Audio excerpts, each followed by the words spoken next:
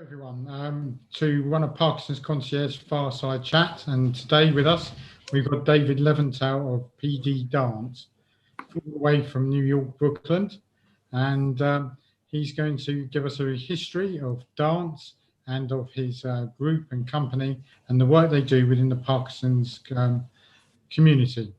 So I'll give you a quick introduction to David and give you all the people out there a rough idea of what he does if you haven't been to one of his dance classes. So David started up his dance class in 2001 after being approached by Ollie Westenheimer and asked him to create some dance and dance movements for people with Parkinson's as an experiment to see how that would help them with their condition. So I'm going to hand you over to David, and I'm sure he'll complete the introductions and say hello to everyone. Thank you so much, Richard, and thank you to you and to Parkinson's Concierge for hosting this wonderful fireside chat. I don't have a fireplace in the background. I did look for one, but it's great to be with everybody. And, thanks, Richard. When Ole Westheimer approached us in 2001 with this idea for a dance class for people with Parkinson's, it was a novel idea. It was maybe even a radical idea, because at that time, there wasn't a lot of discussion about even exercise for people living with Parkinson's, right? We didn't at that point have a lot of the research that we have now about the value of physical activity for people with Parkinson's. So even a few years before that, for a long time, exercise or physical activity had been contraindicated for people with Parkinson's, right? Because people worried about falls and other injuries. So Ole's idea of a dance class was fairly revolutionary, and there really wasn't an arts-based program for people with Parkinson's at that time, in that we know of.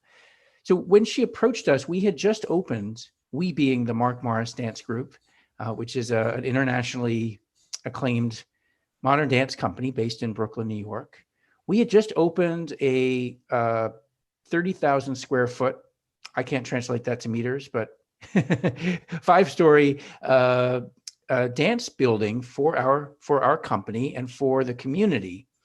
And one of the great things about this building was it wasn't just for the company to rehearse, but it was really for the community to come and dance, take classes, rehearse, create art together. And Ole saw an article about this new building, the Mark Morris Dance Center, and had this connection in her mind between things she had been hearing in her support group, things that people with Parkinson's in the Brooklyn Parkinson group were talking about, and her background as a dancer. She trained in ballet from a very young age and was very familiar with the training that dancers went through. And she started thinking about how beneficial it would be for people living with Parkinson's to work with dancers who spend their whole lives thinking about movement, strategizing movement, performing movement. So the other thing that Ole realized is that people in her group, in the support group, wanted a social outlet. They wanted something that would bring them together and give them a chance to connect without necessarily talking about or thinking about Parkinson's.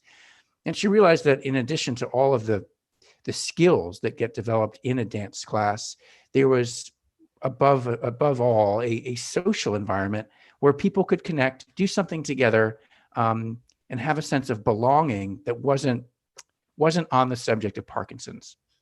So we had our first class in October of 2001. I taught the first class knowing very little about Parkinson's. I was given a little bit of information just to be able to operate safely, but I knew very little. And at the end of that class, we had 6 people, so it was a very small group. And I got the sense immediately of a sense of transformation, right? People had experienced something that was, that gave them a sense of possibility in their own bodies, that gave them a sense of hope even in what they could do, because everybody else was telling them about what they couldn't do and about their limits. So the next year or two, I worked with Oli and with another colleague in the dance group named John Higginbotham to develop a kind of a repertory, a curriculum, although it wasn't as structured as that. It was things that worked and things that didn't work. And the things that worked, we did more of, and the things that didn't work, we didn't do any more. And over those 2 years, we started to develop a bit of a following. That group went from 6 to 10 to 15. And then another teaching artist named Misty Owens joined our team. And then it became a weekly class. So things started to snowball in a really amazing way because of word of mouth. And then around 3 years later, we got an article in the New York Times about this program. And that really spurred more interest and enthusiasm. So I'll pause there in case you have other questions on that sort of quick history. Well, so I've actually been to some of your classes, and I must admit what I find great about them is not just the dance, but the social aspect of meeting other people with Parkinson's in groups. Yeah. How long have you actually been doing that? And I suppose the question is, this year has been a dramatic year for everyone. And it's how have you changed the way you operate with regards to this all global pandemic? So currently the UK, we're in another lockdown. And I know sort of personally the number of Parkinson's people who take advantage of your classes online. So how have things changed for you? Yeah, great question. Certainly the program was originally envisioned as an in-person program where people could see each other and connect and touch, join hands, dance together.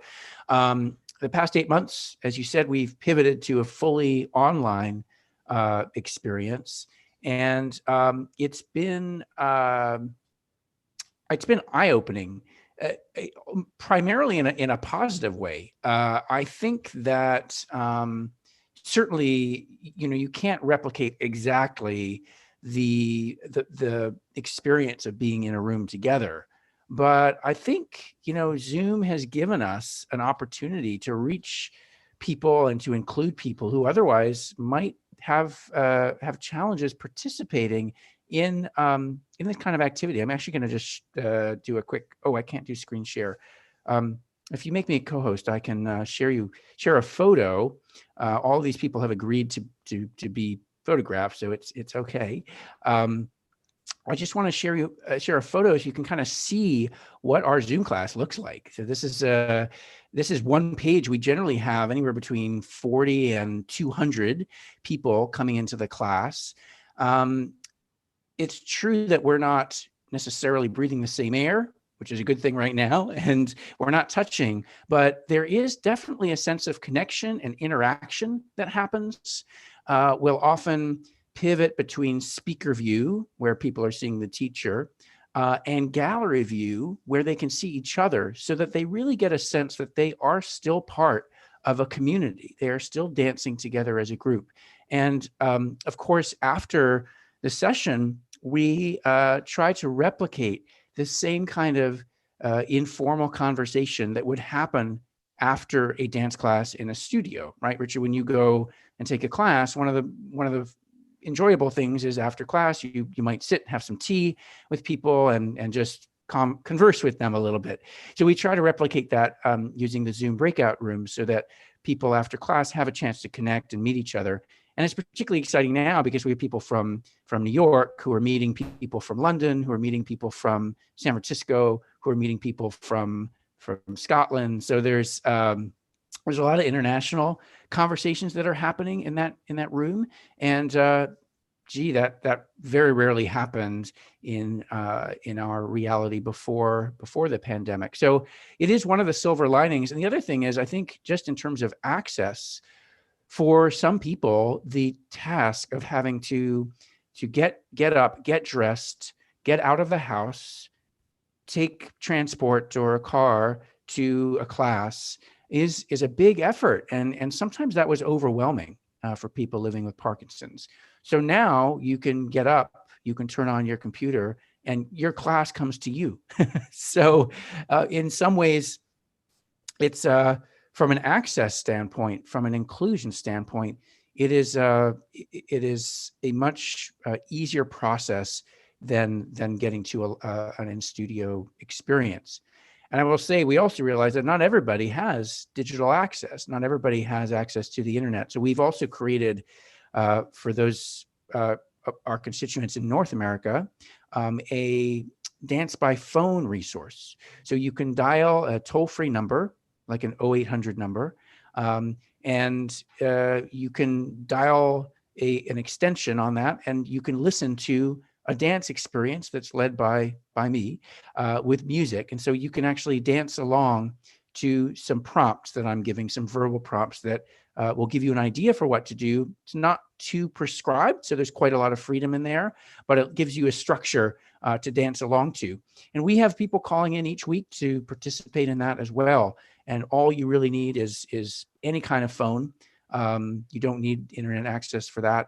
And that, again, has expanded access to people who really want to dance but are unable to get out to a live class because of the sheltering in place or don't have a computer at home. And can I throw you in another question, which I didn't go through with you, but Sure. you obviously do quite a lot around sort of also meditation and tap dancing and other types of dance. How do you find incorporating that within your sort of repertoire of things you offer? Great question. I think one of the things we realized in March or April when we had our lockdown, our first lockdown, was that we wanted to be kind of a one-stop shop for people who wanted engaging, stimulating, creative activities at home. And as part of that, we started asking ourselves, what's missing here? What would people really enjoy? What would be beneficial? What might be beneficial now that perhaps wasn't part of our programming before? And that's when the meditation program started. That's a program that's facilitated by our programs administrator, Natasha Frater, who leads 2 meditation sessions a week. And that was really a recognition that we're all going through a lot of stress right now. We're going through a lot of anxiety about the current situation, and adding meditation before the dance class might be a very useful thing. And in fact, that has proved to be true. Those sessions are very well attended, and a number of regulars will come to those twice a week sessions. In addition, we asked about other styles that people might want to do. Again, this is something we had been doing in the studio. We'd offered some special workshops in tap dance and in some other movement forms. But our primary teacher for that, Misty Owens, who used to live in New York but now lives in Texas, might only be able to offer those once a year when she traveled to New York. But now with the online experience, she can teach those classes from Texas at will. So we brought Misty back into the fold, and she's been offering a weekly tap workshop as well. We also had the pleasure of being able to work a little bit more closely with some of the Mark Morris Dance Group company members who bring special skills. So one of them is a yoga teacher. One of them is certified in Pilates. And so we asked them to come and do some chair-based yoga and Pilates classes for our community. And so those have been very popular as well. So suddenly, within months, we had not only dance, but a special kind of dance, tap dance, yoga, Pilates, meditation. We also offer something called Dance for PD Pro, which is an all standing class. And that's really an opportunity for those people who are not as concerned about balance, who really want to push themselves a little bit more and want an all standing experience to participate in that at home. It's a program that we've been offering in our studios for the last 3 years. It's been a very popular program, and now we're offering that online. So obviously you'll be working with Parkinson's Concierge at the Giant Conference in London, which would have been held at the Excel Arena, but unfortunately, due to the pandemic, has now gone virtual. How do you see that, and what do you see as the benefits of representing your type of exercise, social events and community to a much wider audience, including a very large audience of medical professionals? Great question. We're very excited to be part of Giant Health event and grateful to Parkinson's Concierge for including us. There are a few really strong benefits. Number one is just the opportunity to meet with and connect with people living with Parkinson's from around the world who we might not otherwise be able to connect with. And that kind of conference, that size of conference, allows us to do that. Second, we're really interested in the application of technology to the art that we share with individuals. So we've just talked a little bit about using video conferencing to conduct our classes, but we're also interested in augmented reality and virtual reality applications that can deliver a dance experience to people through an AR or VR platform. We've done a little bit of that work with a project called Moving Through Glass, which offered a dance-based movement coach on the Google Glass platform. So basically you could see in a little prism that you carry around with you a dancer who's leading you through various activities, as well as helping you perhaps move out of a freeze if you have freezing of gait, or to help you maintain a steady walking speed. So we've piloted that a little bit. We created a prototype, and we're now working with another company to develop a possible VR platform that includes dance. So we're really interested in the tech side as well.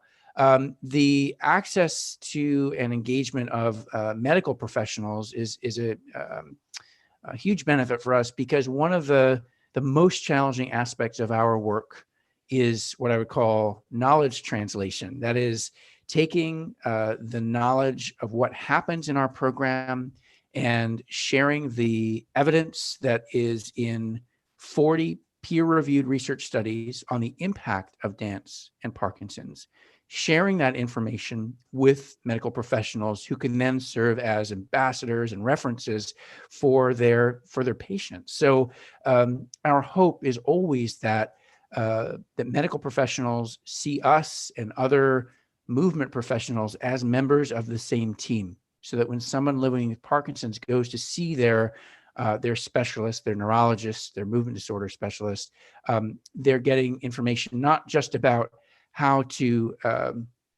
treat their condition through medical or surgical interventions, but also how to live better with Parkinson's by participating in activities like dance, like exercise, like boxing, like Tai Chi, whatever that activity is. This is actually happening in the UK through your Arts on Prescription program through the NHS, and it's starting to happen in other countries. But we need more medical professionals to understand the evidence-based benefits of dance and other activities, so that they feel comfortable referring their patients to these activities. So I see, Giant as a way to make the case or remind medical professionals of what happens in a dance experience and why it is so important and beneficial for people living with Parkinson's. And a lot of that, Richard, as you noted earlier, is about emphasizing not just the motor benefits, which are backed up by a lot of research at this point, but the non-motor benefits. So there's things like mood, confidence, self-efficacy, self-esteem, social connection. These things are, for many people, as important as things like gait and balance and tremor reduction, things that are picked up a little bit more in some of the research. And that's really where dance can come in and play a role in helping people maintain quality of life through the lifespan. Okay. And sort of finally, I was going to say, which sounds a bit of an obvious question. I understand that's Parkinson's Concierge and ReMeLife, one of our partners, that we'll be working very closely between 2021 to bring your exercise to a much wider audience across the globe. And I think what's even more exciting is to try and bring it into a care home environment, because obviously with the pandemic, especially in the United Kingdom, the care home environment has seen a lot of people isolated and has been hit quite hard by COVID. So what's your view, on the future of working with us all? Well, we are extremely excited about working with Parkinson's Concierge and ReMeLife to create robust, interactive, creative, arts-based programming for people around the world through the ReMeLife platform, and particularly for those living in care homes. I mean, Richard, we have the same issue here in the U.S. There are 40,000 care homes in the U.S. Most of them have been on some state of lockdown over the past 8 months. And inside those homes, people are hungry for opportunities to connect, to engage in the arts, to be creative, to move with, with all of the consciousness that you get in a dance class. And we know that because we've worked with some of them already on a pilot basis through other platforms. So there's great interest and there's great need. What the Parkinson's Concierge and ReMeLife Dance for PD partnership promises is the opportunity to bring really high quality programming to people living in care homes and beyond. It's not just about care homes, but I think that is certainly a target audience, and to ensure that they have the same access to really nourishing and enriching dance-based activities that you have. And I think, in some ways, the pandemic has reminded us that social isolation was a phenomenon and a challenge even before COVID-19, particularly for those living in care homes. And so this is a reminder for those of us on the programming side to really be attuned to those challenges and to make sure that we're working with partners and through technology to create robust programming. And that's what we plan to do with this partnership. So we're very excited about it. And it's been a pleasure working with the team at Parkinson's Concierge and with ReMeLife to really think about how this platform can work and to think about the incredible opportunities that are offered through it. Right, and thank you very much. And that's my last question. And thank you for your time today. It's my pleasure. Thank you for your again. It's nice to meet you again, David. Richard, it's great to meet you too, and I really appreciate the opportunity to share our work with you and your audience. And thanks to Charlotte and Russ for being part of this as well. So I look forward to seeing you virtually in December. Absolutely, yes. Thank you.